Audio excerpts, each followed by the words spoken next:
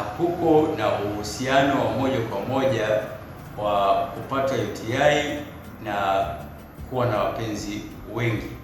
Yaani kupatwa na UTI sio sababu ambayo inatokana na kuwa na wapenzi wengi. Sasa vyoo vichafu au vyoo ambavyo wanaingia watu wengi huwa ni moja ya sababu ambayo inaweza ikapelekea mtu yeyote, mwanamke au mwanaume, kupatwa na maambukizi. Yaani ni kama usaha, lakini sio usaha mzito, ni usaha fulani ambao unakuwa ni mwepesi. Kwa lugha ya Kiswahili tutaita usaha, lakini hii kwa lugha ya kitaalamu inaitwa pus cells. Ni pus cells, cells zilizokufa ambazo zinakuwepo katika ile njia ya kupitisha mkojo.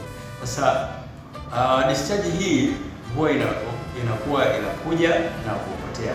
Yaani tofauti na usaha ule wa gonorea, kwamba kadri unavyokaa unazidi kuwa mzito na unazidi kuongezeka, lakini hii inaweza ikawepo kwa vipindi fulani na baada ya muda ina.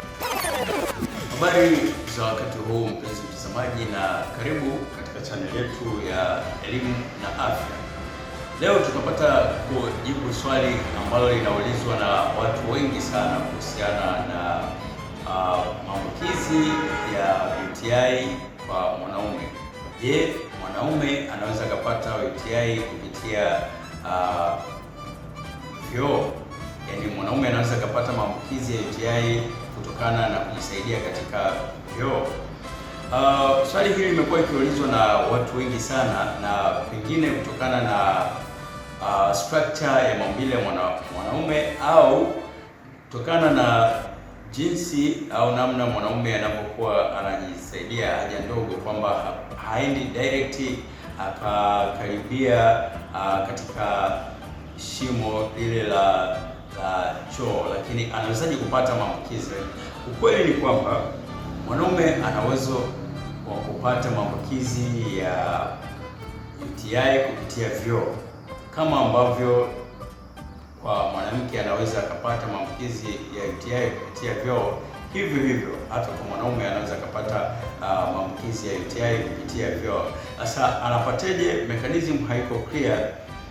Hakuko na mechanism ambayo inaelezeka kitaalamu clear kwamba inakuwa hivi, lakini ukweli ni kwamba mwanaume anapata maambukizi ya bakteria katika njia ya mkojo kwa kupitia kujisaidia katika vyoo hivi vya jumuiya, vyoo vya kuchangia au vyoo ambavyo wanaingia watu wengi. Sasa watu wengi huwa wanafikiria, hasa wanawake, huwa wanafikiria mwanaume akipata UTI labda anakuwa ameitoa katika labda mwanaume ambaye hajatulia, labda ana mahusiano mengi na nini, lakini ukweli ni kwamba UTI sio ugonjwa wa zinaa. Yaani hakuko na uhusiano wa moja kwa moja wa kupata UTI na kuwa na wapenzi wengi. Yaani kupatwa na UTI sio sababu ambayo inatokana na kuwa na wapenzi wengi. Sasa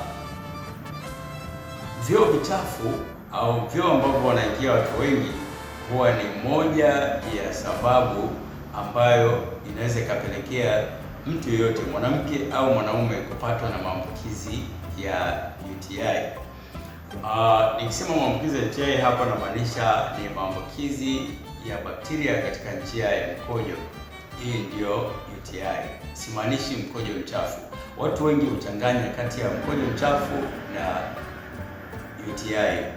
Kimsingi hivi ni vitu viwili tofauti. Sasa turudi katika mada yetu. Huyu mwanaume ambaye anapatwa na maambukizi ya UTI au maambukizi ya bakteria katika njia ya mkojo kupitia vyoo anakuwa ana dalili zipi?